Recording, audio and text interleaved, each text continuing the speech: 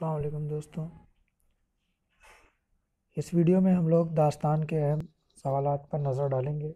आइए देखते हैं पहला सवाल।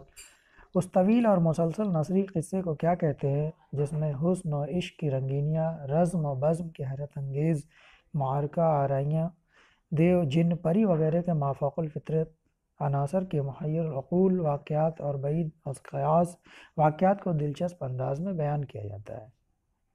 इसका ऑप्शन आपके सामने है। ए मसनवी, बी नावल, सी अफसाना, डी दास्तान। तो इसका सही जवाब है दोस्तों दास्तान। दास्तान इसका सही जवाब होगा। अगर यही सारी खसूसियात पूछ लिया जाए कि शेरी असनाफ में होता है तो इसका जवाब मसनवी हो जाएगा। दूसरा सवाल, सबरस का सन तसनीफ़ क्या है? दोस्तों सबरस का सन तसनीफ़ यहाँ हिजरी में चारों ऑप्शन हैं, आप देख सकते हैं चारों ऑप्शन हिजरी में दिए गए हैं। 1045 हिजरी, 1035, 1025 और 1015 हिजरी। तो ऑप्शन ए इसका सही जवाब है 1045 हिजरी। तीसरा सवाल पे नज़र डालते हैं। बागो बहार कब पाए तकमील को पहुँची? उर्दू का सबसे मशहूर दास्तान है ये बागो बहार कब पाए तकमील को पहुँची और कब शाये हुई? ऑप्शन ए 1800 और 1802, option B 1802 1803, option C 1802 1805, option D 1803 1808। दोस्तों इसका सही जवाब है ऑप्शन बी 1802 और 1803। 1802 में पाए तकमील को पहुंची और 1803 में ये शाये हुई। चौथा सवाल देखते हैं दोस्तों। तमसील के लिए कौन सी किताब मशहूर है? तमसील के लिए कौन सी किताब मशहूर है? तमसील के लिए कौन सी किताब मशहूर है दोस्तों? तो हम सभी जानते हैं कि तमसील के लिए सबरस मशहूर है। मुल्ला वजही की सबरस ये तमसीली दास्तान है और ये इसी के लिए मशहूर है। ठीक है दोस्तों, आगे देखते हैं हम लोग।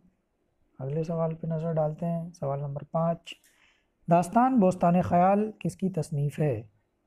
दास्तान बोस्तान ख़याल किसकी तसनीफ़ है? तो दोस्तों इसका सही जवाब है मीर मोहम्मद तक़ी ख़याल। बोस्तान ख़याल किसकी है? मीर मोहम्मद तक़ी ख़याल, यानी ऑप्शन बी इसका सही जवाब। ठीक है दोस्तों, अगला सवाल देखते हैं छठे नंबर पे। सबरस किस ज़बान में लिखी गई?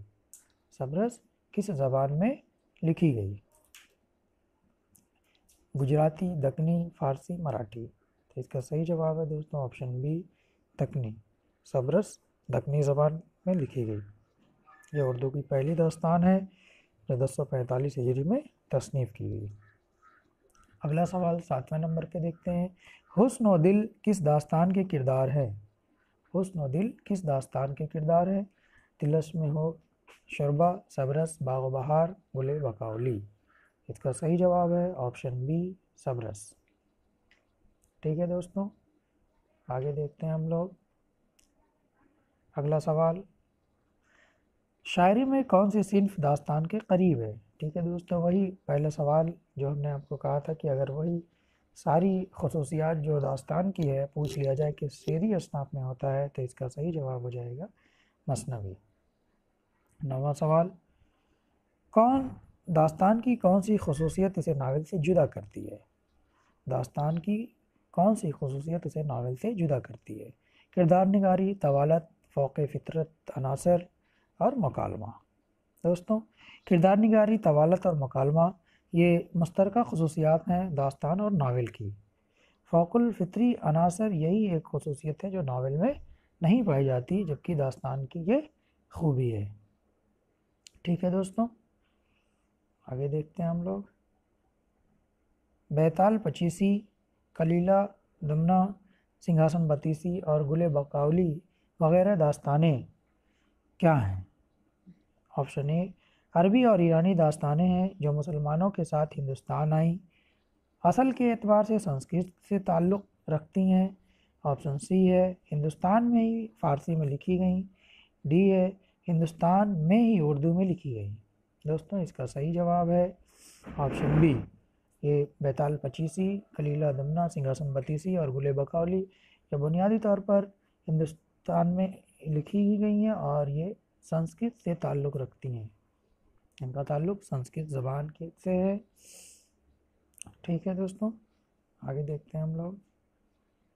सवाल नंबर 11,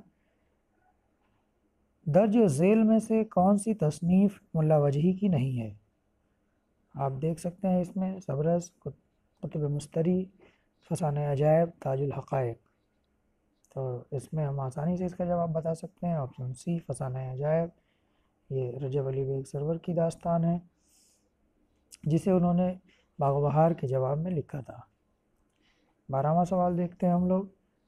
दर्ज झेल में से कौन सी दास्तान उर्दू में लिखी गई? अलिफ लैला, दास्तान अमीर हमजा, गुले बकौली, फसाना अजायब। बताएं दोस्तों इसका सही जवाब क्या होगा? तो दोस्तों इसका सही जवाब है ऑप्शन डी फसाना अजायब। ये दास्तान रजब अली बेग सरवर की तबाजात दास्तान है और उर्दू में लिखी गई दास्तान है। अगले सवाल पर नज़र डालते हैं। दर्ज झेल में से कौन सी दास्तान संस्कृत, अरबी और फ़ारसी के अल्फाज के इस्तेमाल के बग़ैर लिखी गई है? बहुत ही मशहूर सवाल है दोस्तों, बार बार इम्तहान में आता है और इसका सही जवाब है रानी केतकी की कहानी। इंशाअल्लाह खां इंशा ने इसे तहरीर किया था और दावा किया था कि इन्होंने इसको खालिस हिंदुस्तानी ज़बान में तहरीर किया है। ठीक है दोस्तों, अगला सवाल देखते हैं। 14 नंबर, दास्तान बोस्तान ख़याल का फ़ारसी से उर्दू में सबसे अहम तर्जुमा कौन सा है? दास्तान बोस्तान ख़याल का फ़ारसी से उर्दू में सबसे अहम तर्जुमा कौन सा है? ये आप इस पर देख सकते हैं दोस्तों। इसका पहला है ऑप्शन आलम अली की ज़ुबैदतुल ख़याल, मेहंदी अली, ज़की ख़ां मुरादाबादी की, तिलस्म सईद, मिर्ज़ा कासिम हुसैन की, खुर्शीदनामा, डी ख्वाजा अमान दहलवी की, हदायकुन जार। तो दोस्तों ये डी इसका ऑप्शन सही जवाब है, ख्वाजा अमान दहलवी की हदायकुन जार।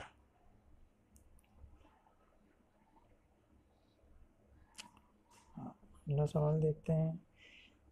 मीर अमन की फोर्ट विलियम कॉलेज में लिखी गई मशहूर ज़माना तसनीफ़ बाग़ बहार किससे ली गई है? फ़ताही निसापुरी के क़िस्सा हुस्न दिल से माखूज़ है, तहसीन की नौतर्ज मुरस्सा से माखूज़ है, मीर अमन की तबाज़ात तसनीफ़ है, मीर अमन ने फ़ारसी क़िस्सा चार दरवेश का आज़ाद तर्जुमा किया।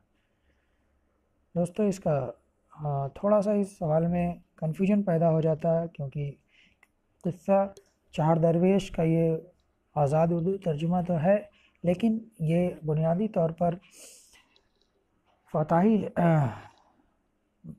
माज़रत चाहते हैं अता हुसैन का तहसीन के नौतर्ज मुरस्सा से माखूज़ है।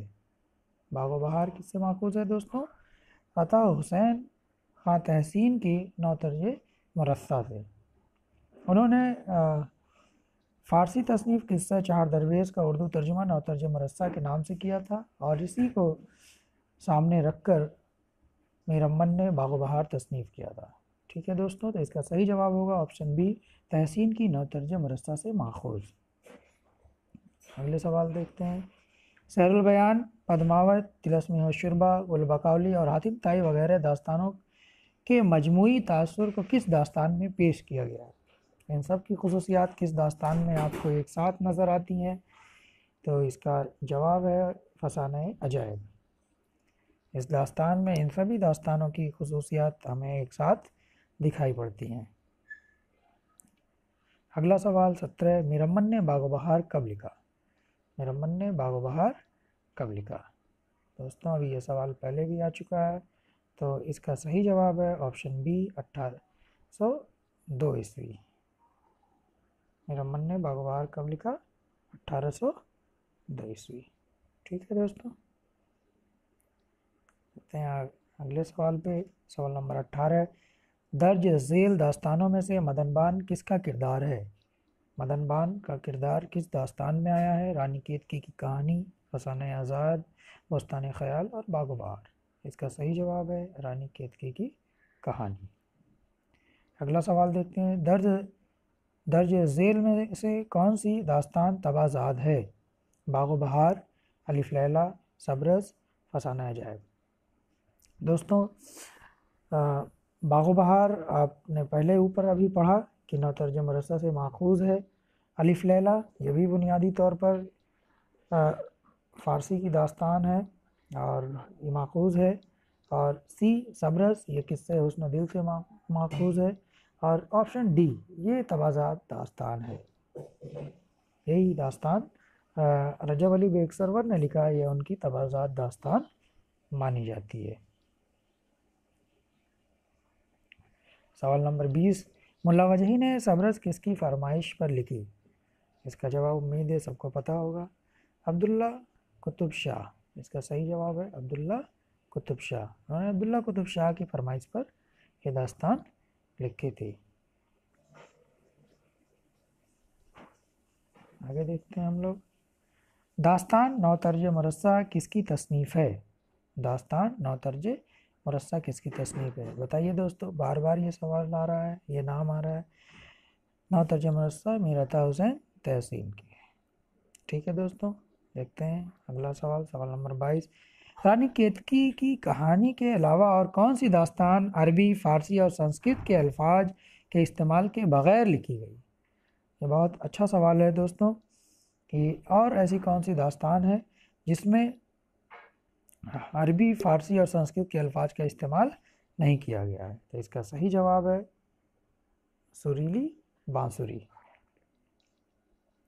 अगला सवाल, दक्कनी ज़बान की पहली दास्तान कौन सी है? दक्कनी ज़बान की पहली दास्तान कौन सी है? सही जवाब है इसका ऑप्शन बी सब्रस। उर्दू की पहली दास्तान सब्रस जो दक्कन में लिखी गई, इसलिए दक्कनी ज़बान में लिखी गई।